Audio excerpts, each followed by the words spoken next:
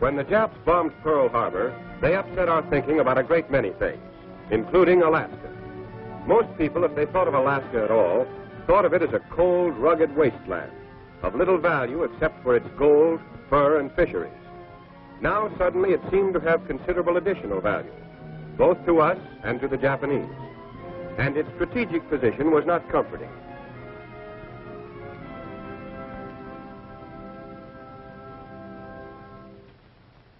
From Alaska, the Aleutian Islands stretched out invitingly toward a shrewd and daring enemy.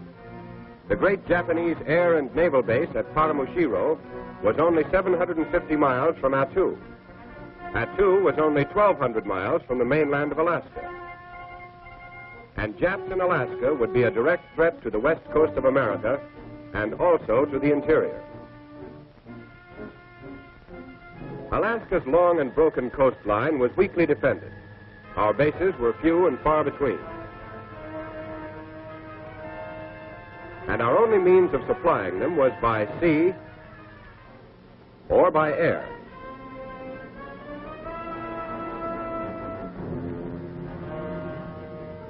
There was no overland connection across the wilderness of northwestern Canada. Not even a trail.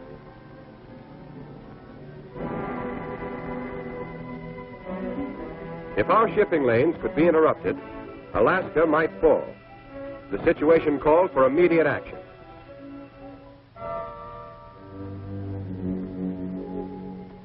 The Canadian government had already carved out a series of 5 airports between Edmonton, Alberta, and Whitehorse, Yukon Territory.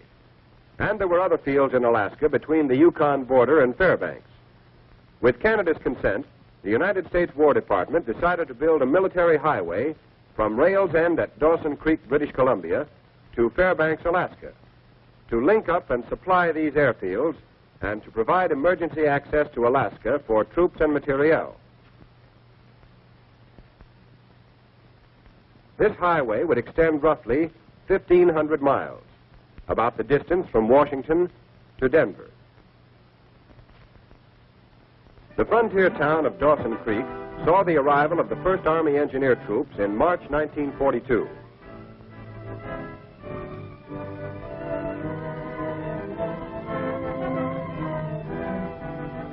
Here they set up a camp. Enlisted men were trained in the special problems of maintenance and operation of tractors in the north.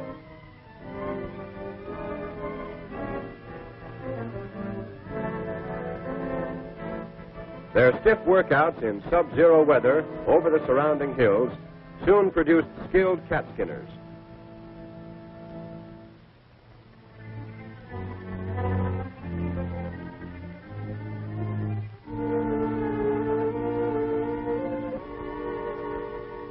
Before the arrival of additional engineer troops, these first troops moved out over a trail broken by the Canadian Department of Transport to Fort Nelson, where they established a base camp and began working northwest.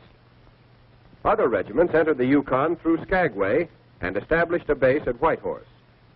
They began working both northwest and southeast. Still other regiments entered Alaska at Valdez and moved up to a point in the interior. From here, they began working toward Fairbanks and toward the Yukon border. In all, there were 7 engineer regiments, or about 10,000 men. Their immediate job was to break through a pioneer road, a road without frills, but a road which could be used to supply the airfields and to construct a permanent road later.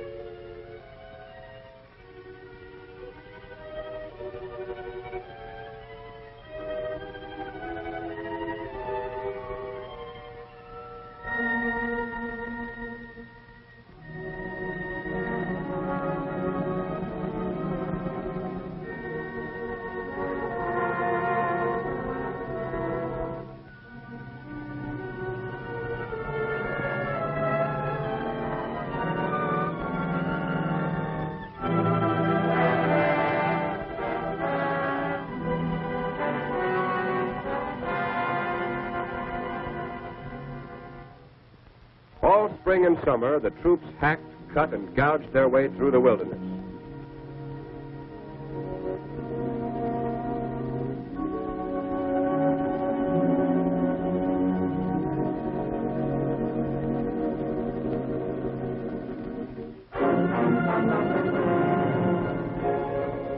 There were colored as well as white troops.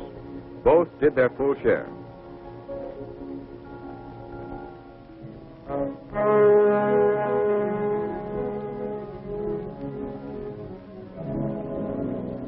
They cut around mountainsides and across valleys.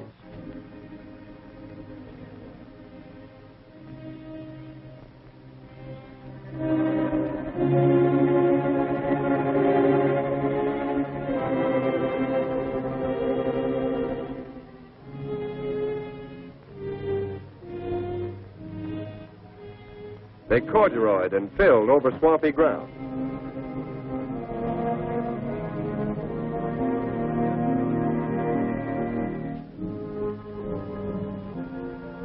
They slithered in the mud of thawing ground frost.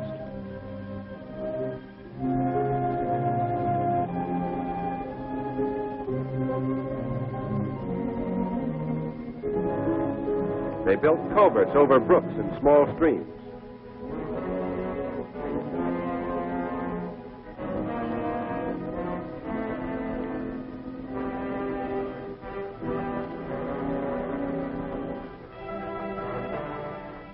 They built bridges over mountain torrents and full-fledged rivers.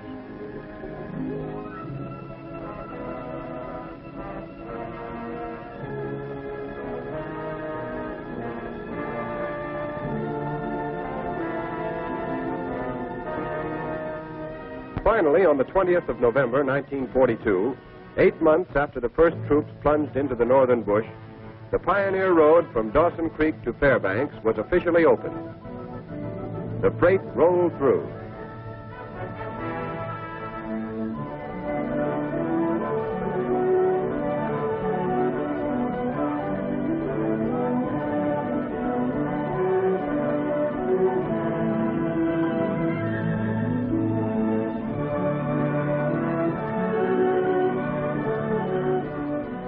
And the truck drivers were surprised to find that the road was much better than they expected.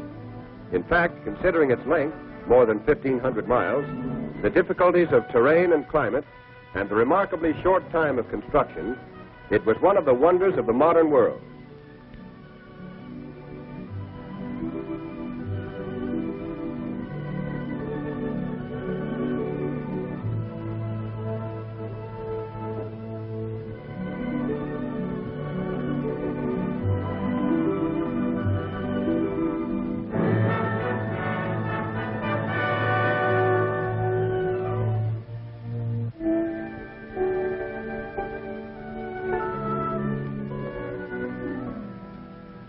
Fairbanks, the northern terminus, founded 40 years ago as a gold mining camp, was already a modern little American city in the heart of the Alaskan wilderness.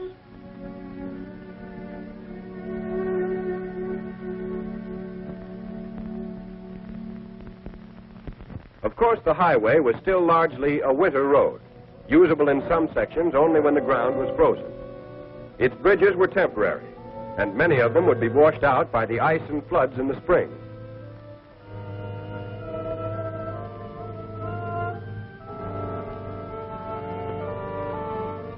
Even during the winter, bridges over active streams were sometimes covered by ice, and logs had to be laid across them and cemented in place by water to keep the trucks from breaking through. And there were other hazards. Active springs built up mounds of ice that had to be fought constantly.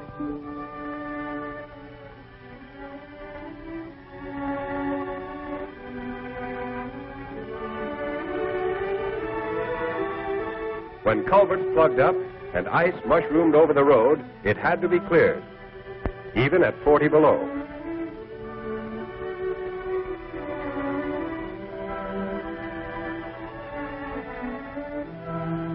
Or a truck might stall in a rut or ditch where ice was forming, and while the driver went for help, it would be frozen fast. At many points, the grades were too steep, especially when they became icy.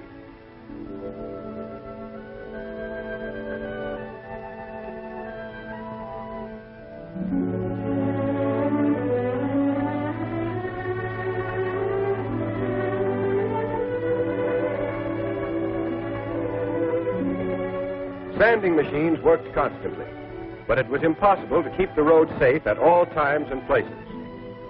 Even on the best sections, if drivers relaxed for a moment, they might find themselves in a ditch.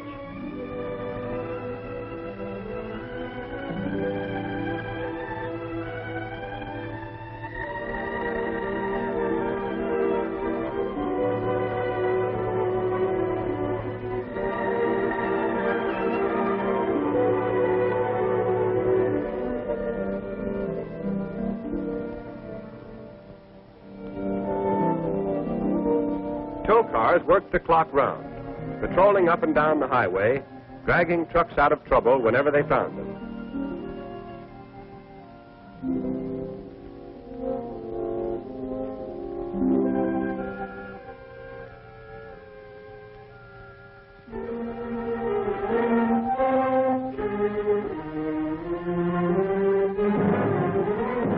Control stations established at 100-mile intervals were manned by quartermaster troops who checked over and refueled each truck as it came through.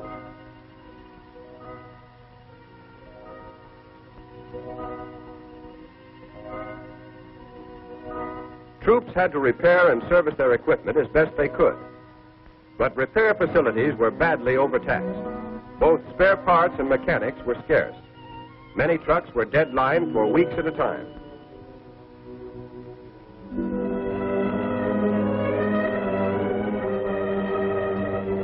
At the start, troops working on the highway had only tents for living quarters.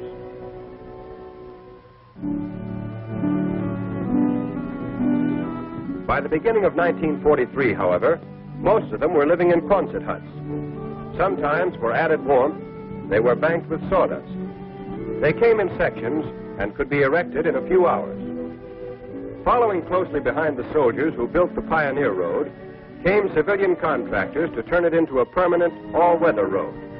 They established their own camps and repair facilities at vantage points along the route.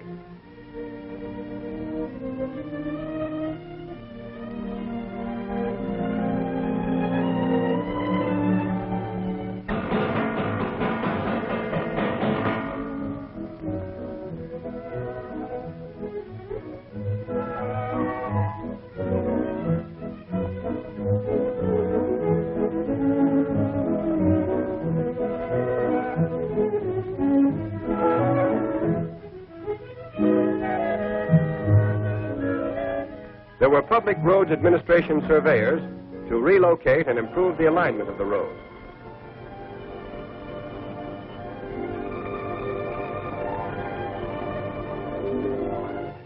There were skilled crews with power shovels to widen the road and cut down grades.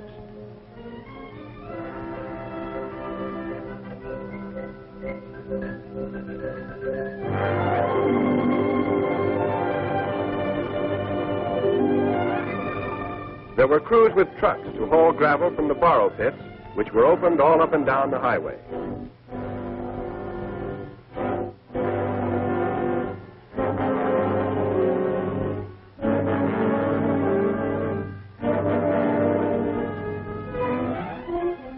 There were dirt-moving machines as well as trucks to build up the road.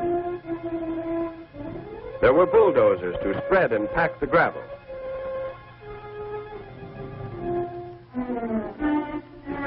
And dozers to dig drainage ditches.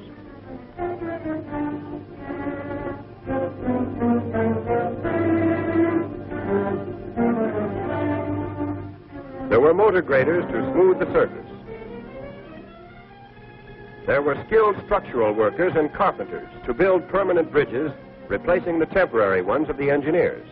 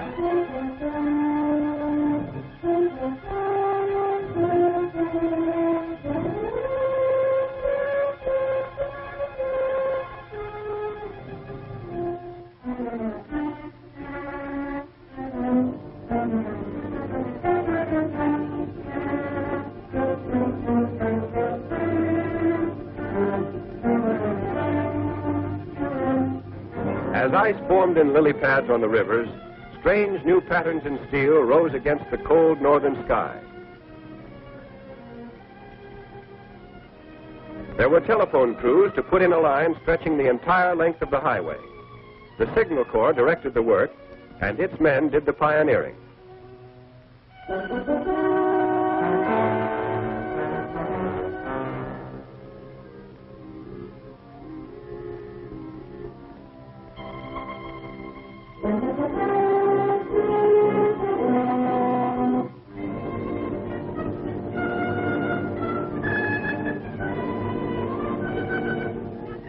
All this activity demanded a constant flow of supplies, both up the highway and by sea. The Japs, although they had been entrenched in the Aleutian since June of 1942, were unable to interfere with coastwise shipping to Alaska.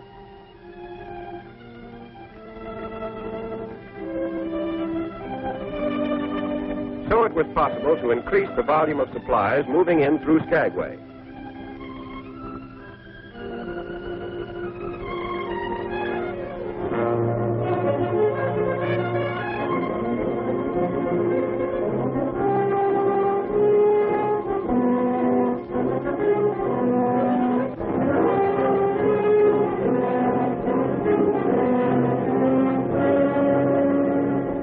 Rainy, windswept Skagway was built up as the gateway to the fabulous Klondike during the gold rush of '97 and '98, when gamblers and desperados like Soapy Smith held sway.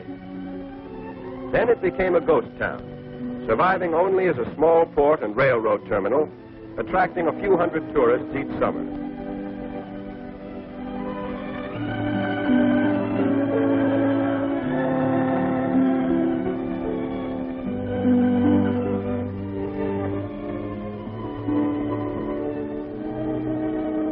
Suddenly it came to life again as a transfer point for troops and supplies for the Alaska Highway.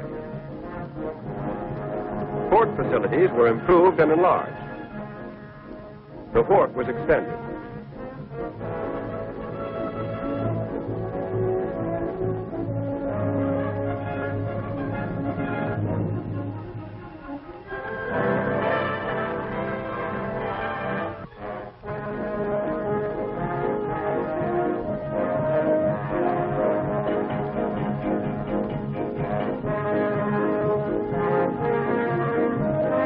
Now, freighters coming up the inside passage from Prince Rupert in British Columbia could be unloaded quickly and easily.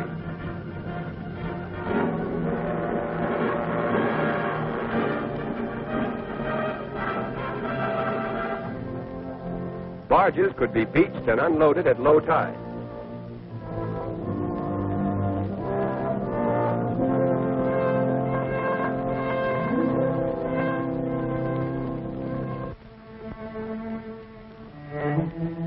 From Skagway, supplies moved across the mountains on the narrow-gauge White Pass and Yukon Railway.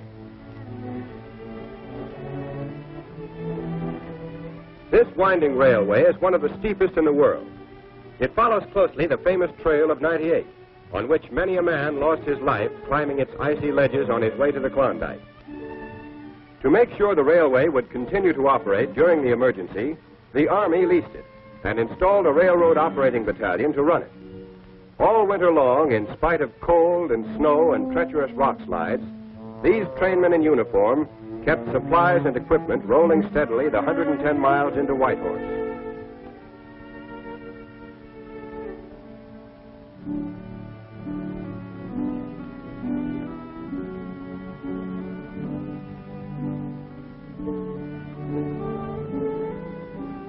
As an example of the railroad troops' devotion to duty, one engineer was awarded the Soldier's Medal for risking his life to save a train from destruction.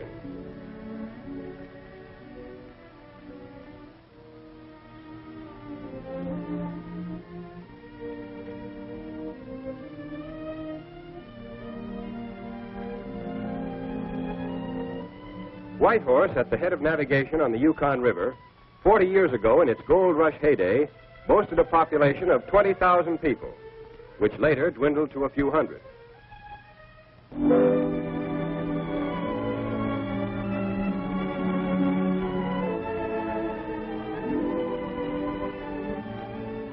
Now it was reawakening to the unfamiliar voices of soldiers and truck drivers and cat skinners.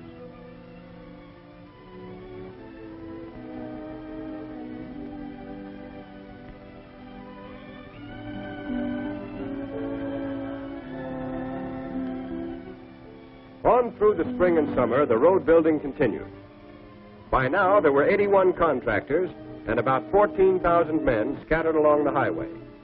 Crews worked in 2 shifts of sometimes 10 and sometimes 11 hours each. Specifications called for a 26-foot roadbed with 20 to 22 feet of surfacing with gravel or crushed stone.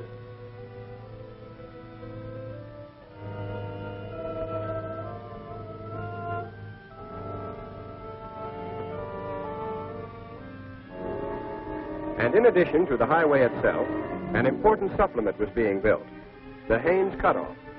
Running from Haines in the Alaska Panhandle, 160 miles north to a point on the highway 95 miles west of Whitehorse, the cutoff was designed to relieve the strain on the White Pass and Yukon Railway. It was begun in the spring of 1943, with engineer troops pioneering the road south from the Alaska Highway.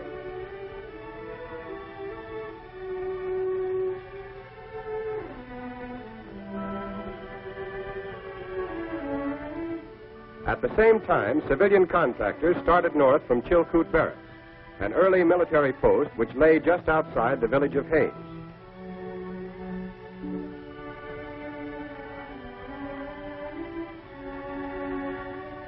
For the first 42 miles, an old motor road was improved, widened, and in places relocated.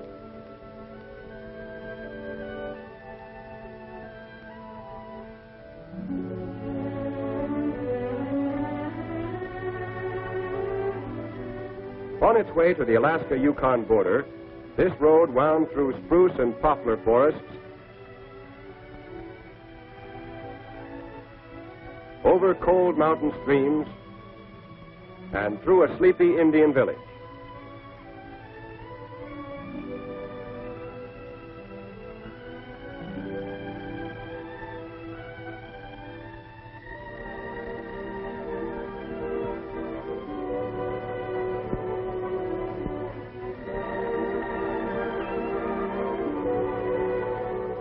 From the border northward, the route followed an old pack trail. Here the contractors started from scratch, clearing timber, grading, and surfacing.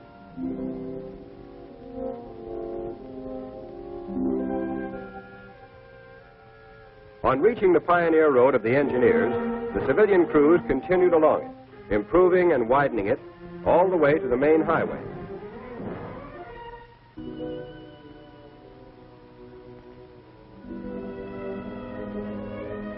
When the Haines Cutoff was finished in the fall of 1943, the Alaska Highway had an all-weather connection with Tidewater.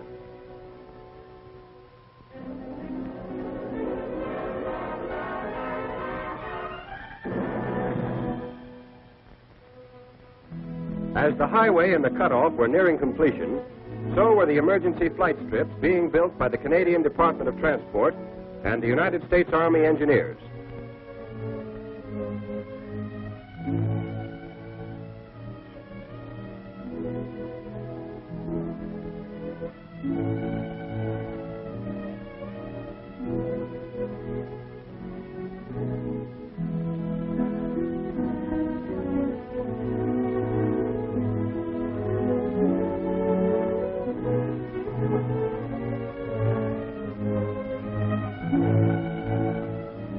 These strips were spaced between airports to provide a safe landing surface for pilots who suddenly ran into trouble.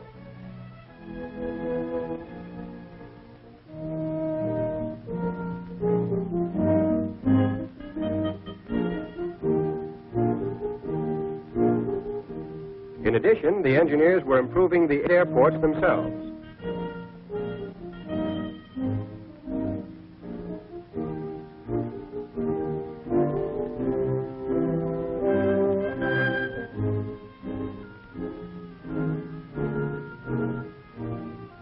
Extra hangars were built.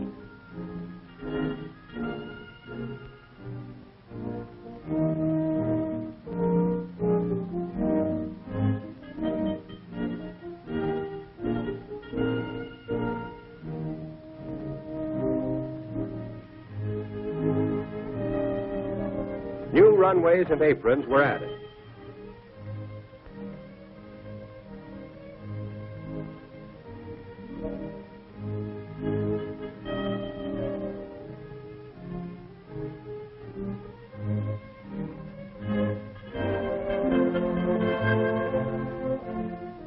These airports were enlarged and the flight strips were built not only to speed American planes into Alaska, but also to service red-starred fighters and bombers being ferried on Lend-Lease direct to Russia.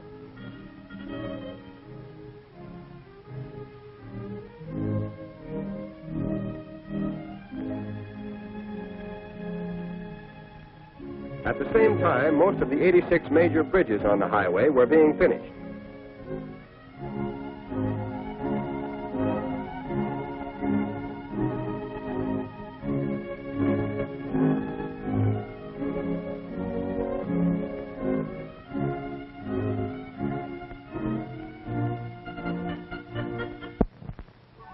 The largest of these was the Peace River Bridge, spanning one of the great rivers of the North. Near the southern end of the highway, the bridge is 2,275 feet long, with 2 suspension towers reaching 200 feet high, and a concrete deck 24 feet wide. The bridge was officially opened in August 1943.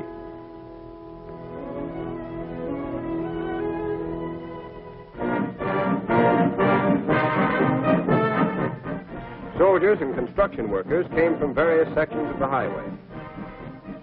There were officers and officials representing both the United States and Canada. There were speeches.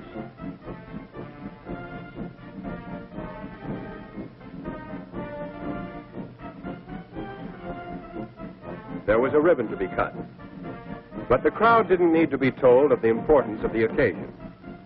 The towering bridge itself was ample evidence of the new day dawning in the North.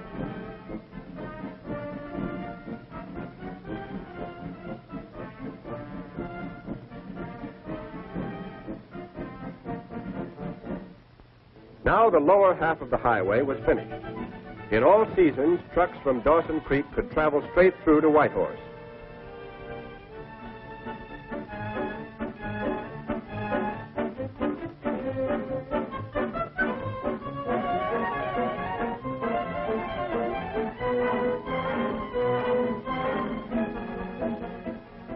At intervals of about 100 miles, there were relay stations where the trucks were checked over and refueled.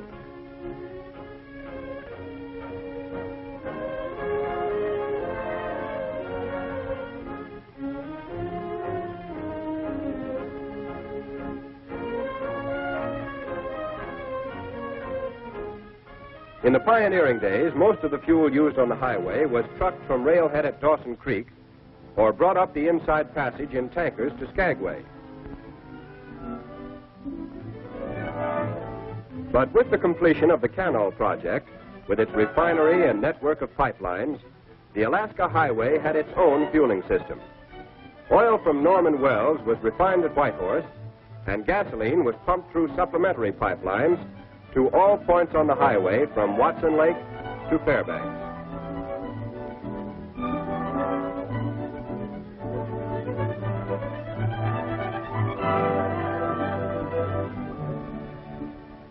By October 1943, there was only one gap left in the highway.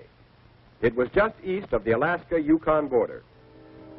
On the 13th of October, the remaining gap was only a few hundred feet. There were 2 crews working toward each other. In this section, there was permanent ground frost. That meant the ground stayed frozen all summer long, down to a depth of 50 or 60 feet. If the surface cover of moss and vegetation were disturbed, the ground would quickly thaw and become a quagmire. So the contractors used a road-building technique peculiar to the North. Rock fill and gravel were spilled out on the ground and carefully spread over the surface. In this way, insulation was added to that already provided by nature, and the frost was permanently locked in.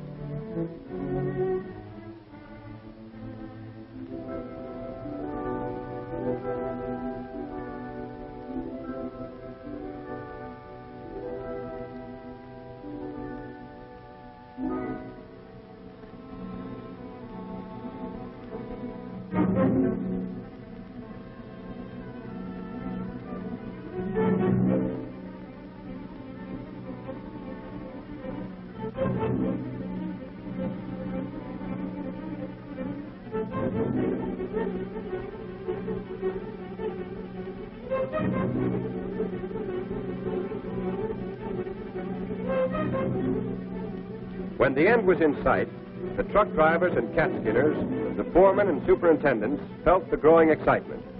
They were witnessing the climax of 20 long months of toil by 25,000 men.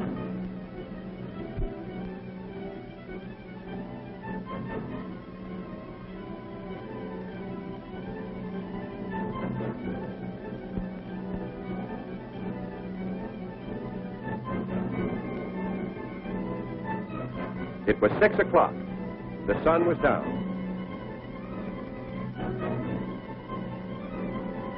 The bulldozers moved in. Their blades touched. The Alaska Highway was finished. A handshake in the gloom of an autumn evening marked the end.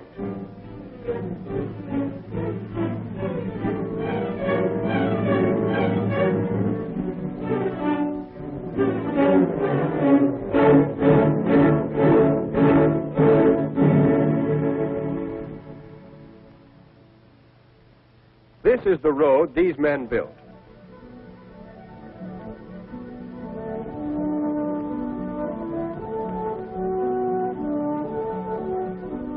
And this is a good road, as good as any graveled road in the world, better in alignment and grades than any road of comparable length on this continent.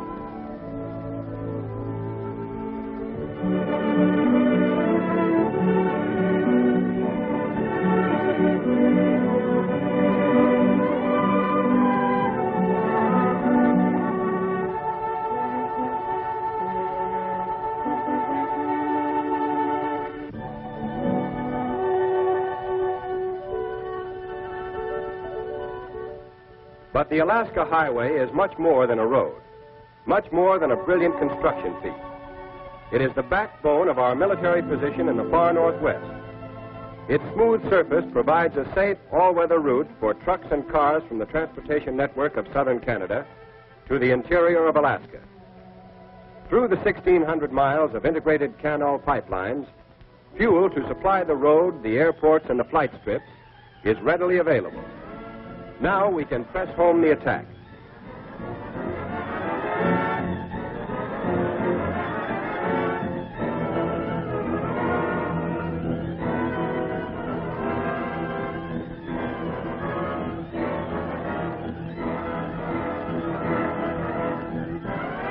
This is the road through the brooding wilderness.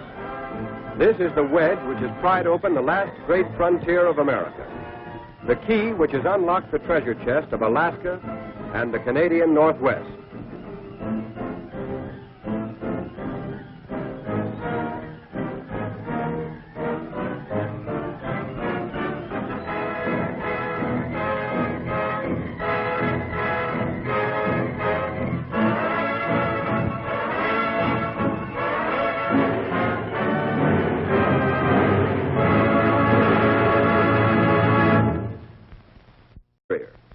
From here, they began working toward Fairbanks and toward the Yukon border. In all, there were 7 engineer regiments, or about 10,000 men. Their immediate job was to break through a pioneer road, a road without frills, but a road which could be used to supply the airfields and to construct a permanent road later.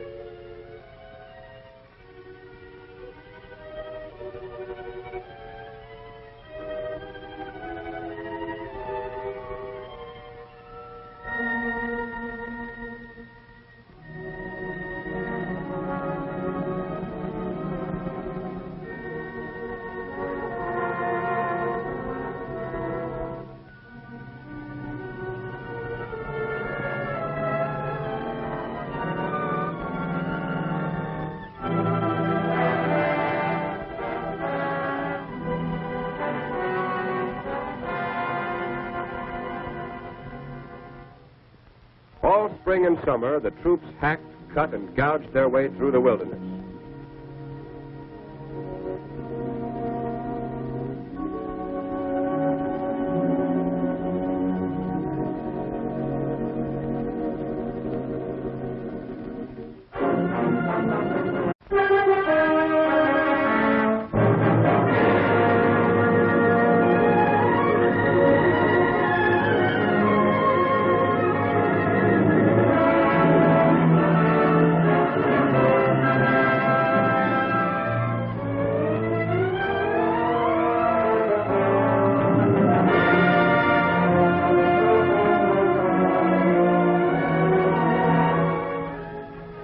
When the Japs bombed Pearl Harbor, they upset our thinking about a great many things, including Alaska. Most people, if they thought of Alaska at all, thought of it as a cold, rugged wasteland, of little value except for its gold, fur, and fisheries. Now, suddenly, it seemed to have considerable additional value, both to us and to the Japanese. And its strategic position was not comforting.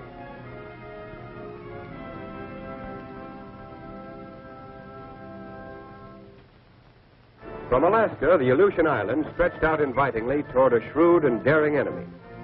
The great Japanese air and naval base at Paramushiro was only 750 miles from Attu. Attu was only 1,200 miles from the mainland of Alaska. And Japs in Alaska would be a direct threat to the west coast of America and also to the interior. There were colored as well as white troops. Both did their full share.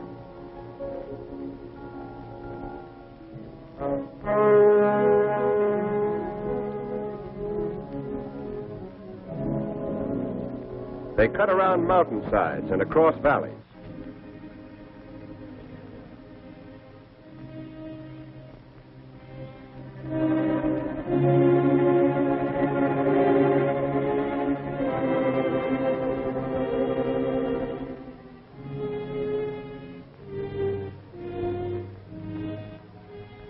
They corduroyed and filled over swampy ground.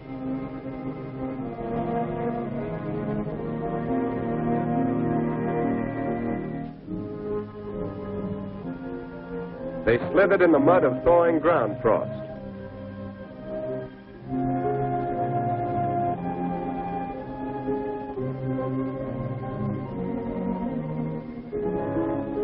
They built culverts over brooks and small streams.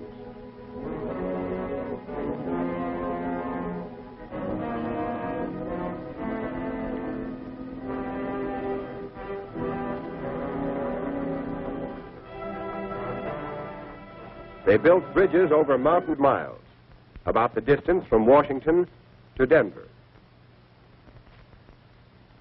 The frontier town of Dawson Creek saw the arrival of the 1st Army Engineer Troops in March 1942.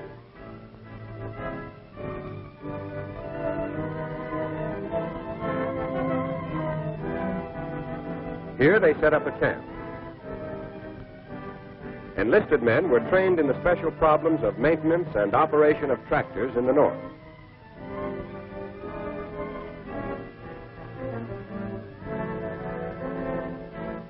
Their stiff workouts in sub-zero weather over the surrounding hills soon produced skilled cat skinners.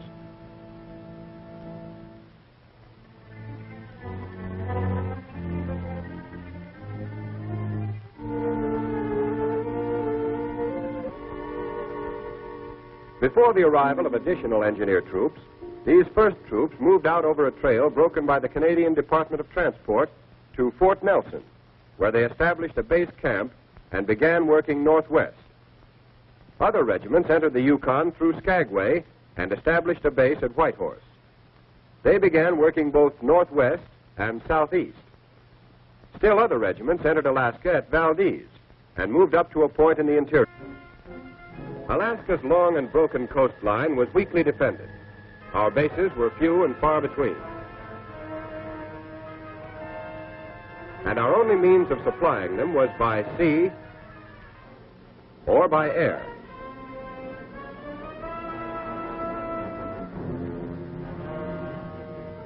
There was no overland connection across the wilderness of northwestern Canada. Not even a trail.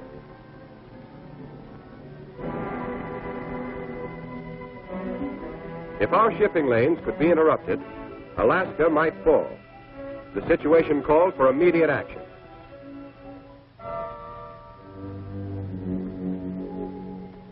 The Canadian government had already carved out a series of 5 airports between Edmonton, Alberta, and Whitehorse, Yukon Territory. And there were other fields in Alaska between the Yukon border and Fairbanks. With Canada's consent, the United States War Department decided to build a military highway from Rails End at Dawson Creek, British Columbia, to Fairbanks, Alaska, to link up and supply these airfields and to provide emergency access to Alaska for troops and materiel. This highway would extend roughly 1,500